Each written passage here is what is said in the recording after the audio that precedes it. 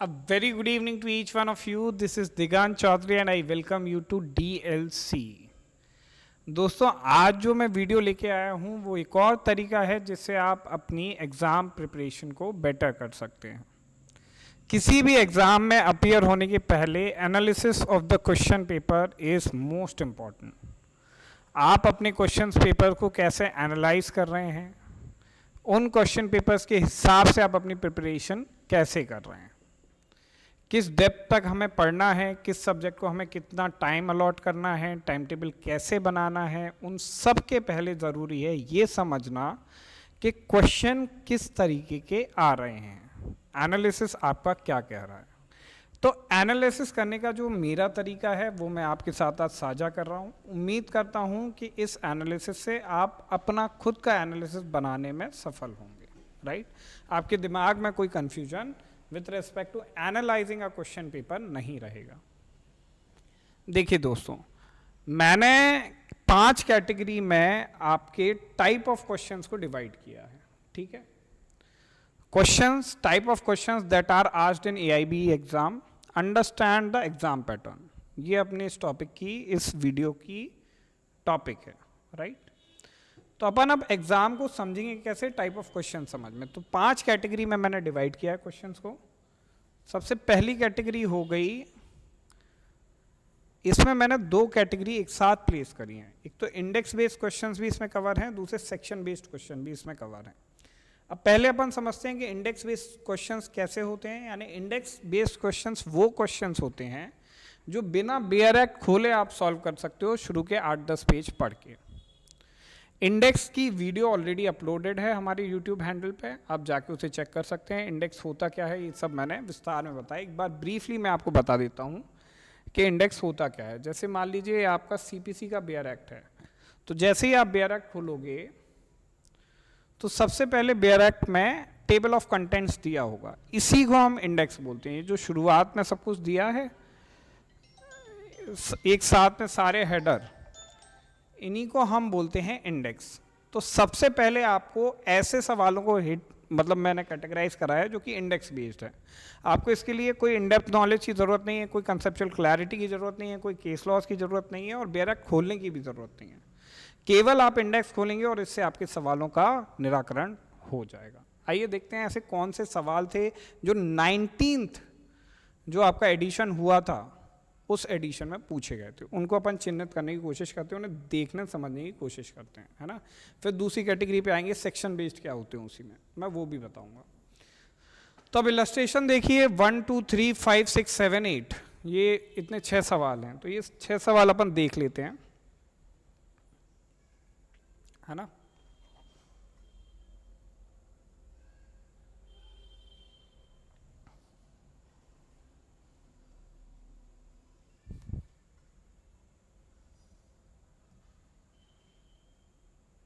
देखिए ये रहा आपका क्वेश्चन पेपर।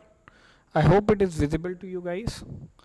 इस क्वेश्चन पेपर में अगर आप देखेंगे तो which section of the BNSS mandates the appointment of designated police officer in each district and police station to provide information about arrested individuals to the general public। इसमें 4 option इन्होंने दे दिए, 35, 37, 45 और 25। आपको करना क्या है, इंडेक्स आपको खोलना है BNSS का, इन 4 हेडर्स को 2 मिनट के अंदर पढ़ना है कि इन 4 हेडर्स में क्या दिया है। जहां भी आपको डेजिग्नेटेड पुलिस ऑफिसर शब्द दिखे वहां पे आपको अपना आंसर टिक करके और आगे बढ़ जाना है, राइट। अगला क्वेश्चन देखते हैं, विच section of the BNSS introduces the provision for. अब इन्होंने देखिए यहाँ पे डायरेक्शंस समझना, क्वेश्चन कौन कौन से डायरेक्शंस दे रहा है। यहाँ पे डायरेक्शन देखिए BNSS दिया है, यहाँ भी BNSS दिया है। तो पहला डायरेक्शन जो ऑल इंडिया बार आपको दे रहा है वो ये कह रहा है कि आपको जो बेयर एक्ट 23 बेयर एक्ट का बंच जो आप बना के ले जा रहे हैं अपने रिस्पेक्टिव क्लासरूम में, उसमें आपको बेयर एक्ट BNSS का खोल के रखना है। तो सबसे पहले BNSS का बेयर एक्ट अपन ने खोल लिया। Introduces the provision for identifying, attaching and forfeiting the property of proclaimed offenders located outside India, है ना। फिर नहीं 4 ऑप्शन दे दिए, आपने लोकेट किया आउटसाइड इंडिया, इसमें मेन वर्ड है, मतलब ये डिस्टिंक्ट वर्ड है, कोई ऐसा प्रावधान है जो इंडिया के बाहर चीज़ों पे अप्लाई हो रहा है। तो अपन ने 4 हेडर्स पढ़े, जहाँ पे भी आपको आउटसाइड इंडिया दिखे वहाँ पे आपने आंसर टिक किया और आप आगे बढ़ गए। तीसरा क्वेश्चन देख लेते हैं. This section of BNSS places restriction on the adjournment of trial, ensuring the expeditious resolution of cases. तो यहाँ पे क्या है, adjournment of trial, उस पर रिस्ट्रिक्शन प्लेस कर रहे हैं. क्यों कर रहे हैं? ताकि जो ट्रायल प्रोसीजर है वो जल्दी से हो जाए और आपका केस का रेजोल्यूशन बहुत जल्दी हो जाए. ये 3 चीजें इन्होंने बोली हैं. तो पहली डायरेक्शन क्या दी है? BNSS. देखो BNSS में इंडेक्स में आपको इन 4 सेक्शंस की हेडिंग पढ़नी है. इन 4 सेक्शंस में जिसका आंसर मिल रहा हो उससे आपका सॉल्व हो जाएगा आंसर. अब जैसे ये CPC का बेयर एक्ट खोला था मैंने, क्वेश्चन नंबर 5 अपन पढ़ते हैं. इससे और आपको क्लैरिटी मिल जाएगी. मैं खोल के एक बार पढ़ा के आपको दिखा दूंगा. Right. Maya files a suit. I hope ये आपको विजिबल हो. विजिबल ना हो तो मैं और इसे जूम इन कर देता हूं. Maya files a suit in court A for the recovery of the sum of money from her neighbor Neha. During the proceedings, Neha बोलती है request that a third party Seema be added to the suit. उन्हें भी suit का हिस्सा बनाया जाए. और माया जी ने सीमा देवी को इस सूट का हिस्सा नहीं बनाया है ना. Seema is allegedly liable for the debt. According to Neha, Seema debt के लिए लायबल है. माया ने ऑब्जेक्शन उठाया. Maya objects claiming that Seema is not a necessary party. Maya क्या कह रही है कि आपको ये सूट चलने देना चाहिए क्योंकि जो सीमा है वो नेसेसरी पार्टी नहीं है. और नेसेसरी पार्टी नहीं है तो उसका इम्प्लीडमेंट कंपलसरी नहीं है. राइट. सिर्फ नेसेसरी पार्टी का इम्प्लीमेंट जरूरी होता है. ये प्रॉपर पार्टी हो सकती है, इनका इम्प्लीमेंट जरूरी नहीं है. ठीक है. Maya objects, claiming that she is not a necessary party. Court A then reviews the application and decides that Seema should indeed be included as a defendant. फिर कोर्ट ने क्या किया कि सारी एप्लीकेशंस रिव्यू करी और इस नतीजे पे पहुंचे कि सीमा क्या है, नेसेसरी पार्टी है. यहां तक बात क्लियर हो गई. अब क्वेश्चन पे आते हैं. Which principle of the CPC is applied in this situation. देखिए अब इतनी पूरी रामकथा का कोई मतलब नहीं था. इनका सवाल सिर्फ इतना है कि इनमें से कौन से प्रोविजन की एप्लीकेशन इस पर्टिकुलर क्वेश्चन से रिलेटेड है. बस that's it. Order 7 rule 11 rejection of plaint. क्या रिजेक्शन मांग रहे हैं वो? नहीं, इम्प्लीडमेंट मांग रहे हैं. एप्लीकेशन क्या कह रही है? एप्लीकेशन ये नहीं कह रही कि आप पूरे कोर्ट को पूरे सूट को खारिज कर दो. एप्लीकेशन बस ये कह रही है कि किसी एक तीसरी पार्टी को उस सूट का मेंबर बनाओ. तो ये तो ऑप्शन नहीं है. Order 5 service of summons. ऐसा भी नहीं मैच द फॉलोइंग दिए है. ये खुद बता रहे हैं कि ऑर्डर क्या कह रहा है. उसके बाद ये खुद कह रहे हैं कि इस ऑप्शन के हिसाब से मुझे बताओ ये कौन सा सेक्शन है अप्लाई हो रहा है. Order 6 rule 17 amendment of pleadings. क्या हम प्लीड अमेंड कर रहे हैं? नहीं कर रहे हैं. हम अल्टीमेटली क्या कह रहे हैं कि एक डिफेंडेंट जो अभी तक डिफेंडेंट नहीं था, पार्टी टू द सूट नहीं था, बस उसे बना लीजिए. ऑर्डर 1 रूल 10 क्या कह रहा है? ज्वाइंडर है ना, ज्वाइन करना. And substitution of parties. यही तो अपना आंसर है ना. यही तो आंसर है. इसमें तो कॉन्सेप्ट में भी जाने की जरूरत नहीं है. तो इस तरीके से आपको पता चला कि CPC में भी इस तरीके के सवाल पूछे गए जो कि बहुत ही सुपरफिशियल ऊपर के लेवल के क्वेश्चंस हैं, आसानी से सॉल्व हो जाएंगे. This section of CPC allows for appeal from original decrease. अब इसमें 4 ऑप्शन दिए हैं. देखिए आपके पास एसेंशियली 2 मिनट होंगे किसी भी एक क्वेश्चन को सॉल्व करने के लिए. आपके पास 23 बेयर एक्ट होंगे. 23 बेयर एक्ट में ज़्यादातर संभावना है कि वो आपको पहले ही क्वेश्चन में डायरेक्शन दे देंगे कि आपको कौन सा बेयर एक्ट खोलना है. जैसे यहाँ पे आपको डायरेक्शन दे दिया कि आपको CPC खोलना है, तो आपने इतना पढ़ा और तुरंत आपने अपनी CPC खोल के रख ली, इंडेक्स खोल के रख लिया. अब उसके बाद उन्होंने यहाँ पे 4 ऑप्शन दिए हैं. अपील फ्रॉम ओरिजिनल डिक्रीज अपन को इंडेक्स में से ढूंढना है. और ढूंढना कहाँ है? पूरे इंडेक्स में से नहीं ढूंढना, सिर्फ इन 4 सेक्शंस में से ढूंढना है. ऑप्शन नंबर ए इज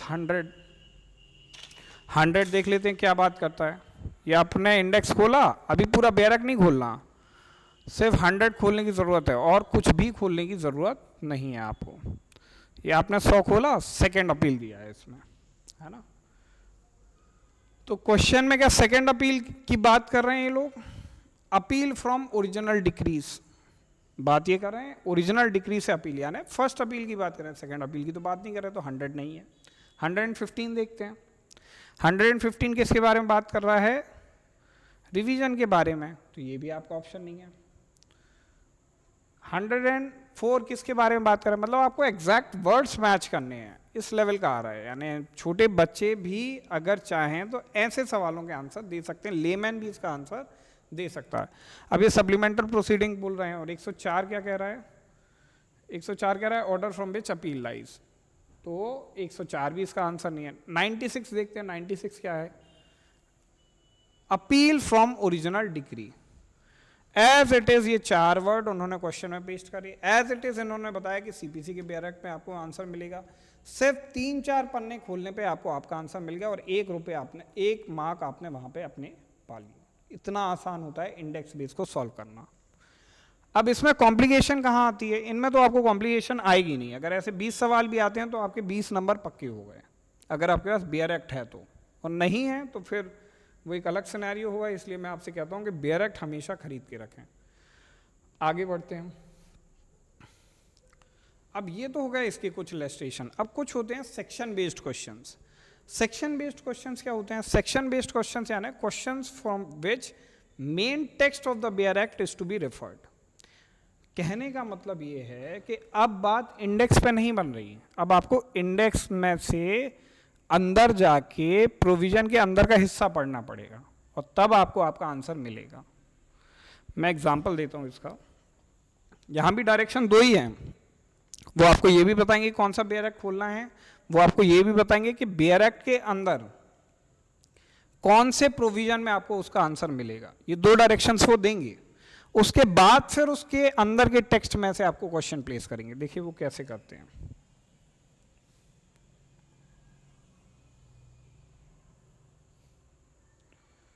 अब देखिए अंडर सीपीसी, अब ये तो खैर सवाल वैसा हो गया कि आपको नहीं करना पड़ेगा। ये नहीं, ये नहीं, ये भी नहीं, ये भी डायरेक्ट बेयर बेस्ड है, ये भी डायरेक्ट बेयर बेस्ड है।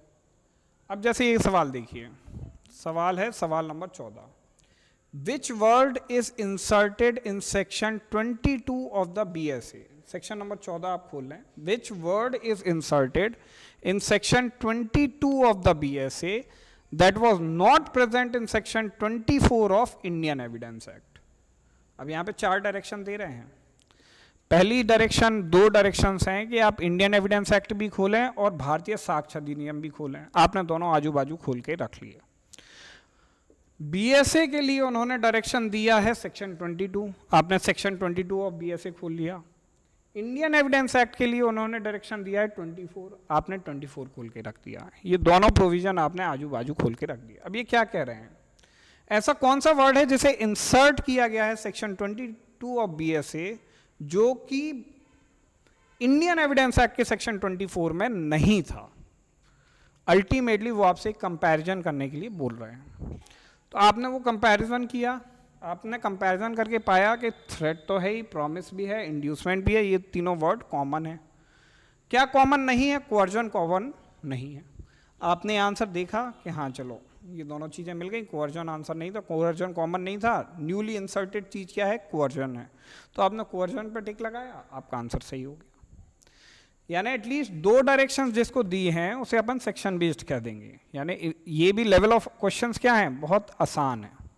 एक्यूरेसी कितनी होनी चाहिए इसमें आपकी, 100% एक्यूरेसी होनी चाहिए। अगर वो आपसे क्वेश्चन पूछ रहे हैं बेयर एक्ट के अंदर का, डायरेक्शन देके बता रहे हैं कि सेक्शन 78 का सब क्लॉज 2 खोलो, उसके बाद अगर आपका आंसर गलत हो रहा है तो कहीं ना कहीं आपकी लॉ की अंडरस्टैंडिंग में मेजर कमी है, आपको अध्ययन की ज़रूरत है। क्योंकि इससे बेसिक इंग्लिश भी अगर आप समझते हैं, बेसिक हिंदी भी आप समझते हैं, जिस भी मीडियम से आप हैं, तो ऐसे सवालों को हल करने में आपको प्रॉब्लम नहीं आनी चाहिए। ठीक है, अब देखिए एनालिसिस पे आते हैं। तो जो ऐसे सवाल हैं इनकी संख्या कितनी है, 39। आपको पास होने के लिए कितने मार्क्स चाहिए, रिजर्व कैटेगरी से हैं तो 40, जनरल कैटेगरी से हैं तो हैं 45। इसमें आपकी एक्यूरेसी 100% होनी ही चाहिए। मतलब कि अगर आपकी एक्यूरेसी नहीं है तो उस एक्यूरेसी को बढ़ाएं। अगर आपने इतना कर लिया तो 19th का जो एग्ज़ाम था वो आपके लिए बहुत आसान हो गया। 18th वाले में प्रॉब्लम थी, जो 18th एडिशन था उसमें 25 सवाल आए थे ऐसे।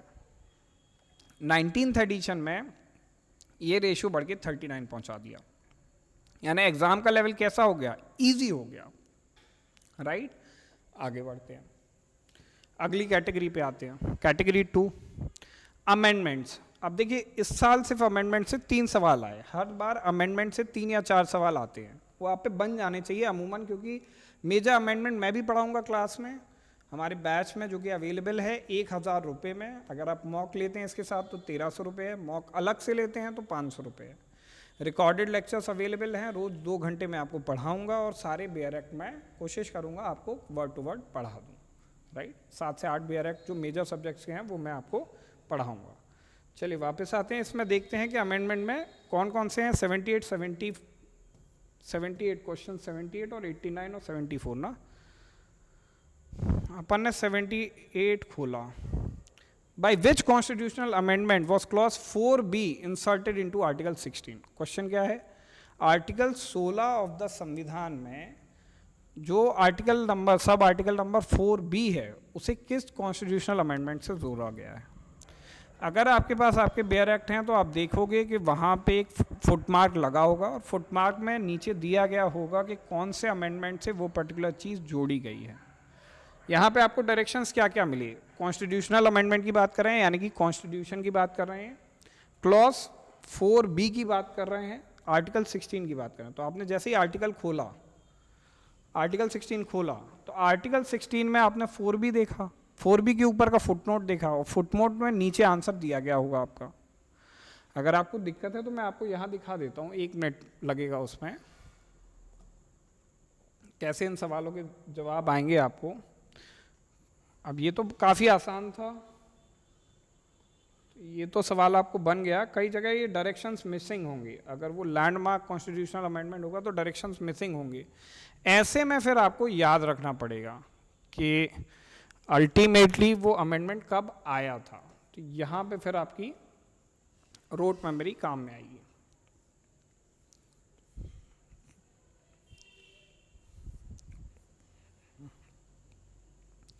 ये अपन ने 16 खोला, article number 16 of constitution of India. यहाँ पे आपने देखा 4A 4B की बात करें, आपने 4B खोला। आप अगर इसे देख पा रहे हो तो यहाँ पे एक फुटनोट पड़ा है, फुटनोट नंबर 4। आपको करना कुछ नहीं है, बस यहाँ से नीचे से गिनना है फुटनोट नंबर 4। 1 2 3 4 ये लिखा है, inserted by constitution 81st amendment act 2000, ये लिखा है डायरेक्ट आंसर। तो आपको डायरेक्टली इसका आंसर मिल गया, इतना आसान है ये, है ना। तो आप गए यहाँ पे, आपने 81 आंसर लगाया, आपका काम हो गया। अब देखिए, which of the following statement is correct about 106th constitutional amendment act. अब ये कह रहे हैं कि 106 कॉन्स्टिट्यूशनल अमेंडमेंट से क्या क्या चेंजेस लाए गए हैं। अब देखिए, जनरली अगर सवाल उस लेवल के होते तो 106 के बाद वो कोई आपको डायरेक्शंस नहीं देते, आपको ऑप्शंस में से भी चीज़ें मिसिंग कर देते जिसमें आप उसका आंसर ना ढूंढ पाओ, है ना। आपको मेमोरी पे अपनी रिक्वायरमेंट हो। पर ये क्या है, क्वालिफाइंग एग्जाम है। तो देखिए इस क्वेश्चन को आसान कैसे बनाया इन्होंने ऑप्शन में। It introduces article 239A। तो अपन को कुछ नहीं करना, कॉन्स्टिट्यूशन ऑफ इंडिया के बेयर एक्ट पे गए, 239A खोला, उसमें देखा क्या ये आर्टिकल जो है वो 106 अमेंडमेंट से आया, नहीं आया। अगर वो नहीं आया होगा तो ये नहीं है वो आपका ऑप्शन। It introduces article 338। 338 क्या 106 अमेंडमेंट एक्ट से आया, बिल्कुल नहीं आया। It also adds 334A which states that in the said amendment will commence the first census have taken after the commencement of the said act। तो कब force में आएगा, जब पहला सेंसस हो जाएगा after the commencement of the said act। 334A, the above stated shall cease to have effect on the expiration of the period of 15 years from such commencement। यानी 15 साल के बाद ये चीज़ जो लागू करी गई है उसे बंद कर दिया जाएगा। अब 106 कॉन्स्टिट्यूशनल अमेंडमेंट है क्या, 106 कॉन्स्टिट्यूशन 106 कॉन्स्टिट्यूशनल अमेंडमेंट एक्ट नारी वंदे जो कॉन्स्टिट्यूशनल अमेंडमेंट था उससे रिलेटेड है। मतलब बेसिकली जो पार्लियामेंट है, जो स्टेट लेजिस्लेचर है, वहाँ पर आपकी महिलाओं की 1/3 भागीदारी को सुनिश्चित करने के लिए रिजर्वेशन दिया गया था। ठीक है, आपने तीनों आर्टिकल्स खोले और तीनों आर्टिकल्स में पढ़ा कि इसमें 106 कहाँ लिखा है। बस इतना करना है आपको, जहाँ भी 106 लिखा होगा वो आपका सही आंसर हो जाएगा, उससे ज़्यादा आपको दिमाग नहीं लगाना, राइट। तो ये हो गया अमेंडमेंट से रिलेटेड क्वेश्चंस। अब अगली कैटेगरी पे आते हैं, इलस्ट्रेशंस या असर्शंस एंड रीजंस। अब देखिए ये किस टाइप की बात हुई, इलस्ट्रेशंस क्या होते हैं, असर्शन रीजंस क्या होते हैं, ये मैं आपको बता देता हूँ। जैसे आप आईपीसी खोलेंगे या कॉन्ट्रैक्ट एक्ट खोलेंगे तो हर धारा के बाद, हर सेक्शन के बाद कुछ इलस्ट्रेशंस होंगे जो कि क्लैरिफाई करेंगे उस पर्टिकुलर सेक्शंस को। एग्जाम हॉल में डायरेक्टली वही इलस्ट्रेशन उठा के उसी से क्वेश्चन बना देते हैं, खासकर आईपीसी और कॉन्ट्रैक्ट में ये होता है। तो आपको इलस्ट्रेशंस भी प्रिपेयर करने पड़ेंगे। आइए अपन इलस्ट्रेशन एक बार देख लेते हैं।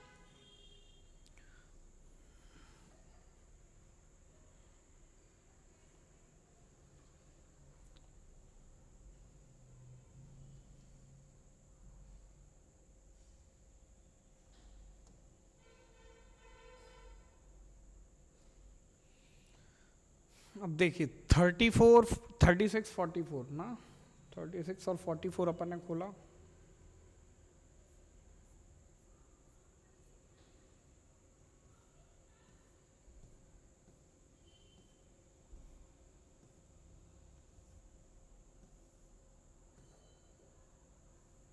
अब ये देखिए असर्शन रीजन का एक बहुत अच्छा उदाहरण है। Read the given statement and choose the correct answer. In PIL cases, PIL यानी पब्लिक इंटरेस्ट लिटिगेशन, पब्लिक के इंटरेस्ट के लिए कोई लिटिगेशन करना, इसका मतलब क्या है कि कॉज ऑफ एक्शन आपके फेवर या आपके अगेंस्ट में नहीं है, आम जन के अगेंस्ट में है। कई लोग, ग्रुप ऑफ पीपल उस कॉमन रेमेडी के लिए इंटरेस्टेड हैं, पर क्योंकि वो ऐसे तबके से आते हैं कि वो खुद को रिप्रेजेंट नहीं कर पा रहे हैं कोर्ट में, तो पब्लिक इंटरेस्ट लिटिगेशन के तहत ये व्यवस्था दी गई थी कि समाज का कोई भी जागरूक व्यक्ति कोर्ट में जाके अपने आप को रजिस्टर कर सकता है। Any one from the public who is interested can go to the court, can apply and fight the case on behalf of the mass public, उसे अपन पब्लिक इंटरेस्ट लिटिगेशन कहते हैं। यानी the concept of locus standi. Locus standi क्या होता है, he who has the right will go to the court, जिसके पास राइट है, एक्शनेबल कॉज है, सिर्फ वही कोर्ट का दरवाजा खटखटा सकता है। तो इस रूल को रिलैक्स किया गया था based on what, based on certain grounds, कि आम जनता जो है, कई सारे लोग इसमें इंटरेस्टेड हैं। दूसरी बात, जिनका इंटरेस्ट यहाँ पे दांव पे लग रहा है वो इतने सक्षम नहीं है कोई कोर्ट में जाएं, चाहे वो गरीबी की वजह से हो, असाक्षरता की वजह से हो, या कोई भी कारण हो। तो समाज का कोई एक जिम्मेदार नागरिक उनके बिहाफ पे केस लड़ने आया, तो रूल ऑफ लोकस स्टैंडाई वो क्या करते हैं, रिलैक्स कर देते हैं। ठीक है, आइए पढ़ते हैं अब असर्शन क्या दिया है इन्हें। Statement 1, in PIL cases the court plays a passive role similar to traditional cases. देखिए हमारे एडवर्सरियल सिस्टम में द जज सिट्स बैक, और जो दो पार्टी हैं वो आपस में लड़ती हैं, जूरी सिस्टम तो है नहीं, तो जज का जो रोल है वो बहुत मिनिमल होता है। Under section 165 of the Indian evidence act में जज के रोल के बारे में बात करी गई है, बट वो बहुत ही स्पैरिंगली यूज़ करना होता है। तो जज का पावर एज सच वो कभी इंटरफियर नहीं करेगा कोर्ट प्रोसीडिंग्स में, अनटिल अनलेस सब कुछ प्रोसीजरली सही है। तो PIL के केसेस में कॉन्स्टिट्यूशनल कोर्ट्स इन्वॉल्व होते हैं, be it high court, be it supreme court. तो उस कैटेगरी पे जब ये केसेस जाते हैं तो वहाँ पे जज proactively, in order to defend the fundamental rights of its citizen, proactively role play करता है और उनके राइट्स को सेफगार्ड करता है। तो ये स्टेटमेंट तो गलत हो गया। दूसरा स्टेटमेंट क्या है, PIL is primarily focused on individual disputes, ये तो एकदम ही गलत है, पब्लिक डिस्प्यूट की बात है। तो both the statement are wrong. ये हो गया स्टेटमेंट या असर्शन रीजन से रिलेटेड पहला सवाल। ठीक है, 36 के बाद अगला 44 था, 44 देख लेते हैं। अब ये देखिए असर्शन रीजन का एक और सवाल आ गया, 44। The concept of locus स्टैंडाई is relaxed in PIL cases. एकदम सही बात है, असर्शन सही है इनका। लोकस स्टैंडाई अभी मैंने आपको प्रिंसिपल समझाई, उसका रीजन पढ़ते हैं। PIL allows any public spirited person to approach the court on behalf of those who cannot represent themselves। Reason भी सही है। पब्लिक इंटरेस्ट लिटिगेशन को रिलैक्स क्यों किया गया लोकस स्टैंडाई को? क्योंकि जिन लोगों को वो रिप्रेजेंट कर रहे थे वो अपने आप में खुद में सक्षम नहीं थे। तो ये दोनों, इसका असर्शन भी सही है, उसका रीजन भी सही है। तो आंसर क्या आ जाएगा? Both assertion and reason are true. Assertion is the correct explanation of A, reason is the correct explanation of assertion. तो आंसर नंबर 4 इसका आंसर सही हो जाएगा। ठीक है, तो इस तरीके से दूसरी कैटेगरी, तीसरी कैटेगरी भी हमने सॉल्व कर ली। फिर उसके बाद अपन आ गए चौथी कैटेगरी पे, when reference to section number is not given. अब यहाँ पे इन्होंने ये तो पहला डायरेक्शन तो दे दिया कि कौन सा बेयर एक्ट आपको खोलना है, इन्होंने दूसरा डायरेक्शन नहीं दिया। दूसरा डायरेक्शन क्या था कि बेयर एक्ट में कौन सा सेक्शन खोलना है, ये डायरेक्शन वो मिस आउट कर गए। तो उस केस में, उस सिनेरियो में क्या होगा? अब जैसे क्वेश्चन नंबर 54 पर नजर लाओ।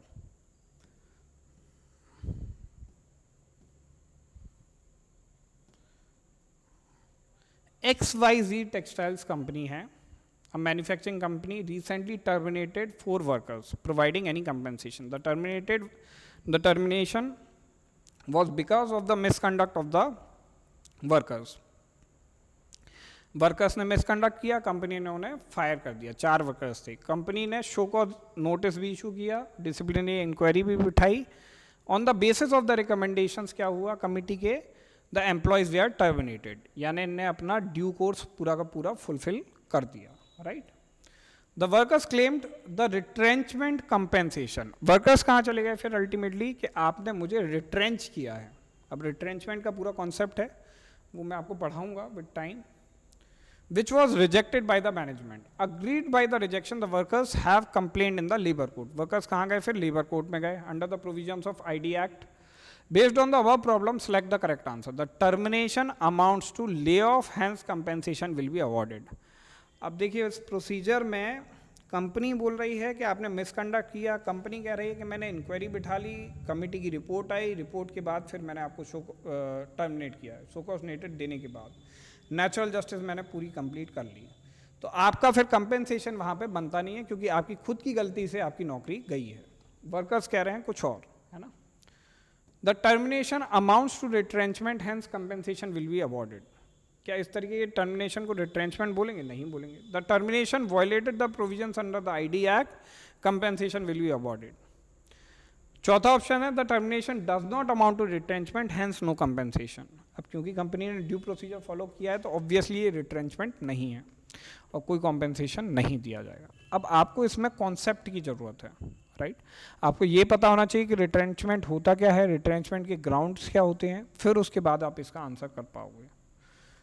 तो ऐसे सवाल होते हैं जो कि थोड़े हायर पेडेस्टल पर रहते हैं। ठीक है, आगे बढ़ते हैं। Malti a small business owner runs an online clothing store. ठीक है, ऑनलाइन क्लोथिंग स्टोर चलाती हैं, जैसे कि आपका अमेजोन या फ्लिपकार्ट हो गया। Recently she notice that the website has been hacked. वो क्या नोटिस करती हैं कि वेबसाइट को क्या कर लिया गया? हैक कर लिया गया। And her customers personal information including the name, address and payment details they are stolen. अब लोगों ने, आपने वेबसाइट खोली, उसके भरोसे पे लोग आए उस वेबसाइट पे, उन्होंने उस वेबसाइट को चला के देखा और उनकी इंफॉर्मेशन चोरी हो गई। Shortly after, some of the customers reported unauthorized transaction on their accounts. उसके बाद क्या हुआ? अब ये फर्दर बढ़ा। पहले तो चीज़ें स्टोल हुई थी, फिर उन इंफॉर्मेशन के बेसिस पे उनके साथ फर्दर फ्रॉड हुआ और उनके पैसे उड़ा लिए गए। मालती wishes to file a complaint against the incident. On the basis of the problem allowed, select the correct option. It is only punishable under criminal laws. It is punishable under section 66 of the IT Act. And customers can also claim the compensation under certain circumstances. The customers do not have any legal remedy. It is punishable under section 66 of the IT Act. अब यहाँ पे आपने locate कर लिया law. अब आपको ये देखना पड़ेगा कि IPC में भी है पनिशेबल या नहीं है, या सोनली IT एक्ट में पनिशेबल है। IT एक्ट में क्या इनके ऊपर रिस्पॉन्सिबिलिटी है, मतलब इनके ऊपर कॉज ऑफ एक्शन अराइज हो रही है कस्टमर्स के पास, या अल्टीमेटली जो इंटरमीडियरी है जो ये फैसिलिटी प्रोवाइड कर रही है सिर्फ उनके पास है। तो इसके लिए आपको बेयर एक्ट के अंदर जाके प्रोविज़न को लोकेट करके फिर वो पढ़ के फिर उसके बाद एक निष्कर्ष पे निकलना है। तो थोड़ा इनका लेवल टफ होगा। अगर आपने पहले से एक भी बार वो बेयर एक्ट पढ़ा है तो आप इसका आंसर आसानी से कर देंगे। 68, 70, 81, ये थोड़े से और कर लेते हैं। Mr. Rajesh issued a check of 50,000 to his supplier, Mr. Sharma, for the payment of goods purchased. When Mr. Sharma deposited the check, it was returned by the bank with the remark insufficient funds. तो दो party हैं, एक ने goods खरीदे, दूसरे ने check दे दिया। जब चेक दिया उसे इन कैश कराने गए तो वहाँ पे वो चेक बाउंस हो गया। तो इस कंडीशन में क्या होगा? A complaint is writing is to be made by Mr. Sharma in the court within 1 month for the dishonor of the check. अब ये section 138 of the negotiable instrument की बात कर रहे हैं, उससे रिलेटेड ये 4 इन्हें ऑप्शन दे रखे हैं। तो आपको सबसे पहले 138 को लोकेट करना पड़ेगा। 138 मोस्ट इंपॉर्टेंट सेक्शन है, सारी प्रैक्टिस आपकी उसी पे बेस्ड है, इसलिए एआईबी आपको इस पर टेस्ट कर रही है, बस और कोई रीज़न नहीं है। अगर आपको 138 लोकेट करना आ गया, राइट, तो आप 138 में से फिर इसका ऑप्शन लगा पाएंगे, अन्यथा आप इसका ऑप्शन नहीं लगा पाएंगे। तो आपको 138 के बारे में प्रिलिमिनरी इंफॉर्मेशन होना बहुत ज़रूरी है, राइट। तो ये कुछ ऐसे क्वेश्चंस होते हैं जो कि बेयरक के अंदर से आ रहे हैं, पर वो आपको इन्फॉर्म नहीं कर रहे बेयरक में हम कहाँ से पूछ रहे हैं। ये आपके प्रीवियस नॉलेज पे डिपेंड करेगा कि आप इस क्वेश्चन को सॉल्व कर पाएंगे या नहीं कर पाएंगे। चलिए अगली कैटेगरी पे आते हैं, केस लॉज। अब केस लॉज इनने कितने पूछे हैं? 6 केस लॉज पूछे हैं, पिछली बार 9 केस लॉज पूछे थे। जितने कम केस लॉज वो पूछें उतना अपने लिए अच्छा है। चलिए फिर भी देख लेते हैं केस लॉज किस लेवल के आ रहे हैं।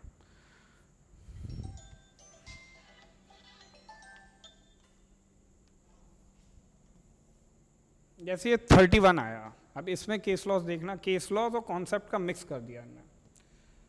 अब words spoken by whom? By prophet Muhammad. तो अगर यहाँ पे बेसिकली हदीस की बात कर रहे हैं, हदीस क्या होता है? हदीस होता है सोर्स ऑफ मुस्लिम लॉ। तो सबसे पहले मुस्लिम लॉ का सोर्स क्या है? कुरान, फिर आती है हदीस।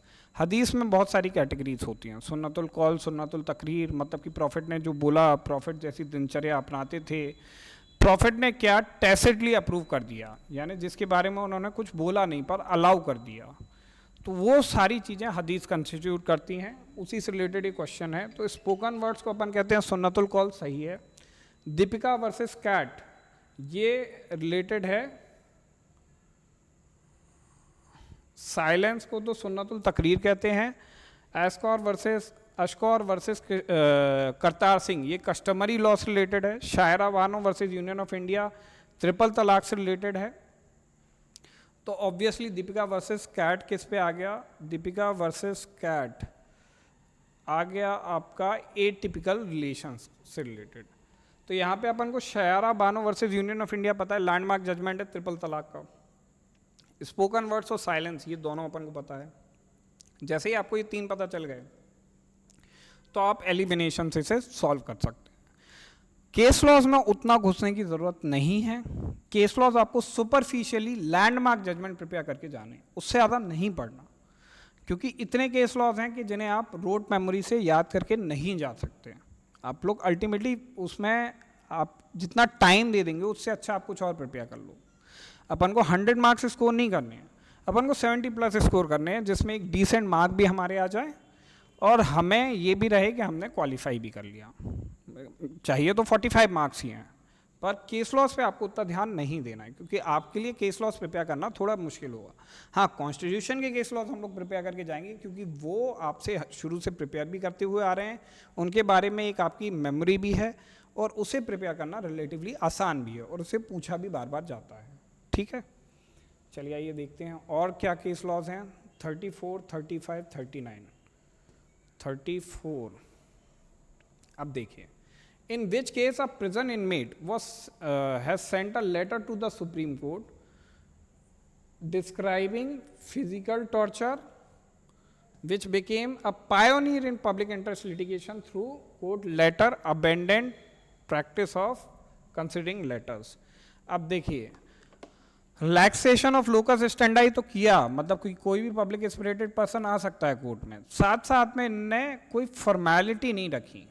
जब भी पब्लिक इंटरेस्ट लिटिगेशन करनी थी तो justice honourable Krishna Iyer sir and justice honourable PN Bhagwati sir, जो कि पायोनियर्स थे पब्लिक इंटरेस्ट लिटिगेशन की सन 80 के दशक में, तो उन्होंने ऐसी व्यवस्था दी कि चलो जो समाज के आखिरी हिस्से से आ रहे हैं, जो ऐसे व्यक्ति हैं जो गरीबी की वजह से या फिर असाक्षरता की वजह से कोर्ट तक नहीं आ पा रहे हैं, वो खाली एक लेटर लिख के भी अगर सुप्रीम कोर्ट को एड्रेस करते हैं किसी भी जज को, तो उस लेटर को as a form of petition माना जाएगा और उसके बेसिस पे हम आपकी PIL अलाउ कर देंगे। ठीक है। अब इस केस में ये पूछ रहे हैं ऐसा कौन सा केस ऐसा था जिसमें लेटर के थ्रू प्रिजन इनमेट ने लेटर भेजा था और बोला था फिजिकल टॉर्चर यहाँ पे किया जा रहा है हमारे साथ जेलों में और इनह्यूमन तरीके से हम लोग को रखा जा रहा है। This amounts to violation of fundamental rights and even prisoners have fundamental right. तो ये दोनों ही बातें कोर्ट ने स्वीकार करी। चार्ल्स सोबराज का वो केस था, चार्ल्स सोबराज जिसकी आपने शायद मूवी भी देख रखी हो, उस केस को कहते हैं सुनील बत्रा केस। तो ये सुनील बत्रा का केस है, सुनील बत्रा वर्सेस दिल्ली एडमिनिस्ट्रेशन इस केस का नाम है। तो सुनील बत्रा वर्सेस दिल्ली एडमिनिस्ट्रेशन में बात करी गई थी। तो ये लैंडमार्क जजमेंट है, इसलिए ये आपका पता होना ज़रूरी है और इसकी लिस्ट मैं आपको प्रोवाइड करूँगा। ठीक है। अगली कैटेगरी पे आते हैं कॉन्सेप्ट बेस। अब ये आपको सबसे ज़्यादा परेशान करने वाला है इस पूरे सेगमेंट में, ये लास्ट कैटेगरी है। आप एग्ज़ाम तो पास हो चुके हैं, आपके मार्क्स भी डिसेंट आ चुके हैं, अब आपका टेस्ट हो रहा है नॉलेज टेस्ट। ये आपके क्वेश्चंस का आंसर बेयरक में नहीं मिलेगा, पर ये इतना इंपॉर्टेंट है कि कोई भी व्यक्ति अगर क्लासेस अटेंड करी होंगी, कॉलेज गया होगा, तो उसको इन चीज़ों का आंसर देना आना चाहिए, ऐसा वो प्रिज्यूम कर रहे हैं। राइट, चलिए देखते हैं ऐसे कौन से सवाल हैं। लास्ट से शुरू करते हैं। 80 86 85, 80 85 86, है ना।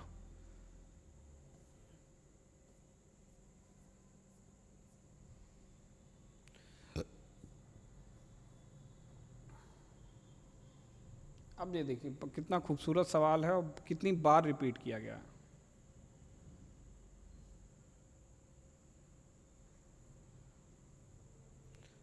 Question number 80, the parliament enacts the fair housing act. कोई फेयर हाउसिंग एक्ट होगा, उसे एनैक्ट किया पार्लियामेंट ने, विच इंक्लूड्स द फॉलोइंग। अब क्या क्या फॉलोइंग प्रोविजंस हैं, उसका सेक्शन नंबर 3 कह रहा है प्रोहिबिट्स डिस्क्रिमिनेशन इन रेंटिंग और selling house based on religion, gender और कास्ट। ठीक है, तो डिस्क्रिमिनेट आप नहीं कर सकते हो। हाउसिंग के बारे में रूल्स निकाले गवर्नमेंट ने, उसने बोल दिया कि आप जेंडर, कास्ट या रिलीजन के बेसिस पे आप डिस्क्रिमिनेट नहीं करोगे। Imposes a penalty of 10,000 for discrimination, penalty भी इम्पोज कर दी। Makes it mandatory for landlord to disclose their religious background of all tenants in the previous 10 years. अब ये एक ऑब्लिगेशन डाल रहे हैं लैंडलॉर्ड्स पे कि आपके 10 साल में जिस भी रिलीजन के आपके टेनेंट्स आए हों उन सब की आप मुझे लिस्ट प्रोवाइड करो। इसका अभी कोई रेलेवेंस तो है नहीं यहाँ पे, पर इन्होंने डाल दिया। A citizen challenges section 10। अब इसी वाली चीज़ को किसी सिटीजन ने चैलेंज कर लिया, arguing that it violates the right to privacy under article 21 of the constitution of India. The supreme court declares section 10 unconstitutional but uphold the other provision of law. Supreme court के पास एक challenge आया, एक housing करके act बनाया था parliament में, उसमें उन्होंने 3 रूल्स थे मेन जो यहाँ पे बताए गए हैं। सबसे पहली बात, डिस्क्रिमिनेट नहीं करोगे, ये तो बड़ी अच्छी बात है। डिस्क्रिमिनेशन पे फाइन इम्पोज कर दिया कोर्ट ने, ये भी स्टेट ने, ये भी बहुत अच्छी बात है। पर यहाँ पे तीसरा जो ऑब्लिगेशन था वो बहुत ही आर्बिट्री था और आर्टिकल 21 का डायरेक्ट वायलेशन था, राइट टू प्राइवेसी के खिलाफ था कि आप 10 साल के पुराने रिकॉर्ड लेके आओ कि आपके यहाँ टेनेंट्स किस किस धर्म के थे, है ना। तो उसे कोर्ट ने उतने ही पार्ट को बस इन्होंने खारिज कर दिया, बाकी सब इन्होंने अलाउ कर दिया। अब यहाँ पे सवाल ये है ये किस डॉक्ट्रीन के अंदर किया, है ना। What principle did the court apply in this decision? कौन सी प्रिंसिपल अप्लाई करी? Doctrine of severability, doctrine of colourable legislation, doctrine of basic structure और डॉक्ट्रीन ऑफ एक्लिप्स। सेवरेबिलिटी क्या है? सेवरेबिलिटी का मतलब सीधा सीधा होता है कि अगर मान लीजिए ये पूरा आपका एक्ट है, उसमें कोई एक प्रोविजन है जो ऑफेंडिंग प्रोविजन है, तो उसको हम रिपील कर देंगे। बाकी अगर एक्ट अपने आप में खड़ा रहेगा, अपने आप में कॉन्स्टिट्यूशनल होगा, अपने आप में इंट्रा वायरस होगा, तो वो सक्सीड करेगा, वो चलता रहेगा, वो फोर्स में रहेगा। जो ऑफेंडिंग सेक्शन है उसको हम रिपील कर देंगे। इसको अपन कहते हैं डॉक्ट्रिन ऑफ सेवरेबिलिटी। तो यहाँ पे कोर्ट ने यही किया। सेक्शन 3 और 4 को तो उन्होंने वैलिड मान लिया, जायज़ मान लिया, पर सेक्शन 10 को उन्होंने नाजायज़ मान लिया, अनकॉन्स्टिट्यूशनल मान लिया, अल्ट्रा वायरस मान लिया। उसको उन्होंने रिपील कर दिया। तो इसे डॉक्ट्रिन ऑफ सेवरेबिलिटी कहते हैं। अगर आपको पहले से पता होगा कि डॉक्ट्रिन ऑफ सेवरेबिलिटी क्या है, कलरेबल लेजिस्लेशन क्या है, बेसिक स्ट्रक्चर क्या है, क्लिप्स क्या है, तो आप इसका आंसर आसानी से कर लेंगे। पर इसके लिए नॉलेज होना ज़रूरी है, कॉन्सेप्ट होना ज़रूरी है, इसी को हम कॉन्सेप्ट कहते हैं। ठीक है, अब दूसरा क्वेश्चन देखो, the reports of controller and auditor general of India relating to accounts of state shall be submitted to. तो कंट्रोलर और ऑडिटर जनरल ऑफ इंडिया की जो रिपोर्ट्स हैं स्टेट से संबंधित, वो कहाँ पे सबमिट होगी? तो कैग किसे सबमिट करेगा? जो स्टेट की लिस्ट है अकाउंट से रिलेटेड, तो ऑब्वियसली गवर्नर को सबमिट करेगा, या फिर एस्टिमेट कमेटी को सबमिट करेगा, कमेटी ऑफ पब्लिक अंडरटेकिंग को सबमिट करेगा, या पब्लिक अकाउंट्स कमेटी को सबमिट करेगा। Obviously governor is the authority, क्योंकि सेंटर में प्रेसिडेंट को सबमिट करते हैं तो स्टेट पे गवर्नर को सबमिट करेंगे। है आसान सवाल, पर आपको ये कॉन्सेप्चुअली पता होना चाहिए, आपको ये रोट मेमोरी में होना चाहिए। आपको ये सवाल ऐसा नहीं है जो बेयरक में मिल जाएगा, या आप बेयरक में उतने जल्दी उसे ढूंढ पाएंगे। तो इसी के लिए कॉन्सेप्ट लगता है, आपको अंडरस्टैंडिंग ऑफ द लॉ होनी चाहिए। चलिए एक बार वापस से कैटेगरी पर नज़र डालते हैं और एनालिसिस करते हैं पेपर का। तो कैटेगरी 1 में थे इंडेक्स बेस्ड क्वेश्चंस और section based question. Index based questions वो हैं जिन्हें अपन को इंडेक्स खोल के ही अपन को आंसर मिल जाएगा। सेक्शन बेस्ड क्वेश्चंस वो हैं जहाँ पे main text of the bare act में जाना पड़ेगा, ना किताब को खोल के देखना पड़ेगा। पर ये क्वेश्चंस रिलेटिवली सिंपल हैं, इसमें आपके 100% एक्यूरेसी आनी चाहिए। और ये क्वेश्चन है 39 जो कि पिछले एग्जाम में आए, तो उससे पिछले एग्जाम में 25% ही थे। तो ये एग्जाम रिलेटिवली सिंपल था जो कि 19th एडिशन का आया था। उसके बाद आगे बढ़ते हैं कैटेगरी 2 में। अमेंडमेंट से रिलेटेड तो मैंने बता दिया 106 अमेंडमेंट, 16 अमेंडमेंट, ये सारे अमेंडमेंट्स पूछ रहे हैं। तो आपको अगर अमेंडमेंट में उन्होंने 2 डायरेक्शंस दे दिए कि सेक्शन 106 या फिर सेक्शन 16 का 4A कब आया, कौन से अमेंडमेंट से आया, तो ये ऊपर वाली कैटेगरी के लेवल का क्वेश्चन बन जाएगा। अगर उन्होंने अमेंडमेंट स्पेसिफिक क्वेश्चन पूछ लिया कि 16वां अमेंडमेंट में क्या कहा गया था, तो ये रोट मेमोरी हो गई, फिर इसमें आपका थोड़ा सा प्रॉब्लम होगा। तो ये पर 3 ही है, तो इसके लिए बहुत ध्यान देने की इसकी ज़रूरत नहीं है। असर्शन रीजनिंग बेस्ड या फिर प्रॉब्लम बेस्ड क्वेश्चंस या फिर स्टेटमेंट वाले क्वेश्चंस, ये क्वेश्चंस इंपॉर्टेंट हैं, ये आपको टेस्ट करते हैं आपकी एनालिटिकल स्किल्स। ये 6 मार्क्स का है, 6% वेट है इसका बस। फिर उसके बाद जहाँ पे सेक्शन नहीं दिया गया, सेक्शन नंबर नहीं दिया गया और आपसे बोला जा रहा है कि आप बेयरक खोल के लोकेट करें क्वेश्चंस, तो उसके लिए थरो अंडरस्टैंडिंग तो नहीं, पर एक बेसिक रीडिंग ऑफ बेयरक जरूरी है। वो क्वेश्चंस कितने हैं? 9 क्वेश्चंस हैं बस, तो इतना कोई हेडेक वहाँ भी नहीं है। यहाँ पे केस लॉस 6 पूछे गए हैं। केस लॉस भी सुपरफिशियल लेवल के जो मोस्ट लैंडमार्क केसेस हैं सिर्फ हम उनको वो प्रिपेयर करने हैं। Last but not the least concept based questions हैं, ये 29% है, ये सबसे बड़ा हेडेक है और इसी को हमको सॉल्व करना है, राइट। इस पे अपन को वर्क करना है और आने वाले 60 दिनों में। पहले तो बेयरक खोल के देखना है, वो सारे सवाल आप कर लोगे, पर ये 29 क्वेश्चन आपको प्रॉब्लम दे सकते हैं। तो इनके लिए हमें लॉ थॉरली प्रिपेयर करना पड़ेगा। अब एक बार मैं बेसिकली अपनी 2 बातें और कह दूँ। टेलीग्राम यूट्यूब का हैंडल आपने देख ही लिया है, Devashish law classes DLC for AIB है, वहाँ पे जाएं, हमारे सारे वीडियोस फ्री में अवेलेबल है। टेलीग्राम का हमारा हैंडल है देवशीष लॉ क्लासेस DLC। अगर आप देख पा रहे हो तो देवशीष लॉ क्लासेस है, यहाँ पे आप जाओगे तो आपको जितना भी मटेरियल है, जो भी वीडियो मैं बना रहा हूँ, स्ट्रैटेजी शेयर कर रहा हूँ, वो सब मैं यहाँ पे शेयर कर दूंगा। आप यहाँ जाएं, इसकी मेंबरशिप का पार्ट बने और यहाँ पे आपको एडमिशन से रिलेटेड, किसी भी चीज़ से रिलेटेड फ्री मॉक टेस्ट, सारा मटेरियल यहाँ पे जो भी मैं अपलोड करूँगा फ्री में आपका अवेलेबल हो जाएगा। कोर्स बैच हमारा आज से शुरू हो रहा है, पर अभी रजिस्ट्रेशन बंद नहीं हुए हैं। You can still count us, you can still be a member of our community. Already हमारे एडमिशन्स आते जा रहे हैं। सेकंड बैच की संभावनाएं अभी कम है, बाद में आगे देखते हैं कब हम सेकंड बैच लॉन्च कर भी पाएंगे या नहीं कर पाएंगे। बेहतर होगा कि आप जल्दी से जल्दी अपना एडमिशन पक्का करा लें और हमारे साथ तैयारी शुरू कर दें, क्योंकि अब सिर्फ 60 दिन बचे हुए हैं। Thank you so much for watching. और अगर आपको ये वीडियो अच्छा लगे तो सभी के साथ अपना ये वीडियो शेयर करें और हमारे चैनल को सब्सक्राइब करें। Thank you so much.